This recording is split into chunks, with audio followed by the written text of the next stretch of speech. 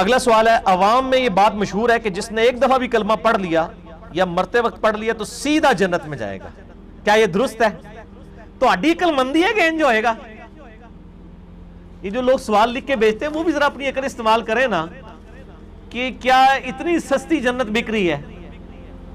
جامعہ ترمذی میں حدیث ہے، سیدنا عثمان غنی رضی اللہ تعالیٰ عنہ جب بھی قبرستان جاتے اتنا روتے کہ داڑھی آنسوؤں سے تر ہو جاتی۔ لوگ پوچھتے کیا معاملہ ہے؟ انہوں نے کہا میں نے خود نبی علیہ السلام سے سنا ہے کہ آخرت کی منزلوں میں سے پہلی منزل قبر ہے، جس کی یہ منزل صحیح ہوئی اس کی اگلی منزلیں آسان ہو جائیں گی، اور جو اس منزل میں پھنس گیا اگلی منزلیں اس کے لیے مشکل در مشکل ہو جائیں گی۔ یہ کون کہہ رہا ہے؟ سیدنا عثمان۔ سیدنا عثمان وہ ہیں جن کو 3 موقعوں پہ جنت کی بشارت ملی ہوئی ہے، اور نبی علیہ السلام کی طرف سے۔ ایک دفعہ جب مسجد نبوی کی توسیع کے لیے زمین وقف کی، دوسری دفعہ جب مسلمانوں کے لیے کنواں وقف کیا، اور تیسری دفعہ غزوہ تبوک کے موقع پر جب 700 اونٹ مال کے لدے ہوئے اللہ کی راہ میں خیرات کیا۔ اچھا، تینوں دفعہ ان کو مال خرچنے کے اوپر ہی جنت ملی ہے۔ اس لیے میں کہتا ہوں جس کو اللہ نے مال دیا ہے نا، سب سے آسانی میں اگر دنیا میں کوئی جنت کما سکتا ہے نا، مالدار بندہ ہے۔ اس نے بس صرف اپنی نیت صحیح کر لینی ہے، اس کو یہ ٹینشن نہیں ہونی چاہیے کہ پتہ نہیں قبول ہوا ہے کہ نہیں۔ نماز میں تو ہمیں جتنی مرضی صحیح کر لے توجہ نہیں رہتی، بندہ کہتا ہے یار پتہ نہیں خشوع خضوع ہے کہ نہیں۔ مال میں صرف ایک چیز کا خیال رکھنا ہے کہ آپ نے ریاکاری نہیں کرنی، بس۔ باقی یہ نہیں ہوگا کہ یہ خشوع خضوع سے خرچ ہوا ہے کہ بغیر خشوع خضوع کے، یہ خرچ کرتے وقت یعنی وہ ذہن حاضر تھا یا نہیں تھا، وضو ہے تھا یا نہیں تھا، یہ رولے تو ہے ہی نہیں نا مال خرچنے سے۔ تو سیدنا عثمان نے 3 دفعہ جنت کمائی ہے مال خرچنے کے اوپر، اور تیسری دفعہ تو نبی علیہ السلام نے اشرفیاں یوں آپ الٹ پلٹ کرتے تھے اور کہتے تھے عثمان جنتی آج کے بعد جو چاہے مرضی کرے۔ یہ ان کو ہی گارنٹی تھی کہ جو مرضی کرے، تو انہوں ہوندی تھی کہ جو مرضی کر دے، وہ ہے کچھ کرتے رہے جے بعد کہ قبرستان جا کے روندے رہنے کہ پتہ نہیں میرے ساتھ کیا بننا ہے۔ تو قبرستان جا کے روتے تھے۔ اس کو ہم کہتے ہیں نا عقل نہ ہوئے تھے موجیں ہی موجاں، عقل ہوئے تھے سوچیں۔ جسے عقل نہ ہو وہ من بوجھی زندگی گزارے گا، اور جسے عقل ہوگی وہ سوچ کے پاگل ہوگا کہ یار میرے ساتھ بننا کیا ہے۔ سیدنا عثمان غنی رضی اللہ تعالیٰ عنہ، میں نے اس لیے بیان کیا تاکہ آپ کو اس حوالے سے سینسٹیوٹی کلیئر ہو۔ یہ جو آپ کو ایمی پبلک میں مشہور کر دیا ایک دفعہ کلمہ پڑھا جنت میں جائے گا، یہ پوری حدیث صحیح بخاری میں موجود ہے، مشکات میں بھی آپ کو یہ کتاب الایمان چیپٹر میں شروع میں حدیث مل جائے گی کہ نبی صلی اللہ علیہ وآلہ وسلم نے فرمایا جس شخص نے گواہی دی لا الہ الا اللہ محمد رسول اللہ کی، وہ جنت میں جائے گا، سوائے اس کے کہ جس نے انکار کر دیا۔ صحابہ نے کہا یا رسول اللہ صلی اللہ علیہ وآلہ وسلم کون ہوگا جو جنت میں جانے سے انکار کر دے؟ سوال تو بڑا جینون تھا کہ ایک بندے نے کلمہ پڑھ دیا اور اب وہ جنت میں جانے سے انکار کر دے۔ آپ صلی اللہ علیہ وآلہ وسلم نے فرمایا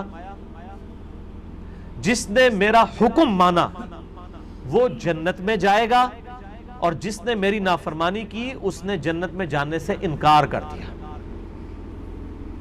اور تسی کہندے رہو جناب وہ داڑھی میں اسلام نہیں، اسلام میں داڑھی ہے، نمازوں میں اسلام نہیں ہے، نماز اسلام میں ہے، روزوں میں اسلام نہیں ہے، روزے اسلام میں ہے، جو مرضی کہندے رہو اللہ دے بندے ہو، گل ایک ہی ہے، لک وشکار ہے۔ داڑھی اسلام میں ہو یا اسلام داڑھی میں ہو، بات ایک ہی ہے، دین پہ چلنے کا نام اسلام ہے نا۔ دودھ پینے والے مجنوں تو نہیں اللہ کو چاہیے۔ نبی علیہ السلام فرما رہے ہیں کہ جس نے لا الہ الا اللہ پڑھا وہ جنت میں جائے گا، سوائے اس کے کہ جس نے انکار کیا۔ پوچھا گیا انکار کس نے کیا؟ فرمایا جس نے میرا حکم مانا وہ جنت میں جائے گا، اور جس نے میری نافرمانی کی اس نے جنت میں جانے سے خود انکار کر دیا۔ اب اس میں ساری کی ساری باتیں یعنی دین کے اوپر چلنا، فرائض کے اوپر پابندی، حرام چیزوں سے بچنا، یہ ساری کی ساری چیزیں اس کے اندر داخل ہو جائیں گی۔ آپ کو اب لہذا سے نٹی گٹی اس کی ضرورت نہیں ہے۔ اور جیسے کہتے ہو رفع الیدین کا حکم دکھائیں، ہم کہتے ہیں کہ نبی علیہ السلام کی حدیث ہے صحیح بخاری میں 631 صلو کما رأیتمونی اصلی، نماز اس طرح پڑھو جس طرح مجھے پڑھتے ہوئے دیکھتے ہو۔ اور یہ مالک بن حویرث روایت کر رہے ہیں، غزوہ تبوک کے موقع پہ آئے ہیں نبی علیہ السلام کی وفات سے 1.5 سال پہلے ملنے، اور وہی مالک بن حویرث بخاری اور مسلم میں نبی علیہ السلام کا طریقہ نماز کا روایت کر رہے ہیں کہ نبی علیہ السلام نماز شروع کرتے تو دونوں ہاتھ کانوں تک اٹھاتے، رکوع میں جانے لگتے تو دونوں ہاتھ کانوں تک اٹھاتے، اور رکوع سے سر اٹھاتے تو دونوں ہاتھ کانوں تک اٹھاتے۔ اب وہ کہتے ہیں رفع الیدین کا حکم دکھائیں، تو میں نے کہا تھا یہ حکم ہے۔ وہی صحابی کہہ رہا ہے کہ مجھے نبی علیہ السلام نے فرمایا نماز اس طرح پڑھو جس طرح مجھے پڑھتے ہوئے دیکھا۔ وہی صحابی نبی علیہ السلام کی نماز کا طریقہ آگے وہ اپنے ساتھیوں کو سکھا رہا ہے، تو ظاہر ہے کہ اس میں ایک ایک نیٹی گٹیز تو نہیں بیان ہوگی۔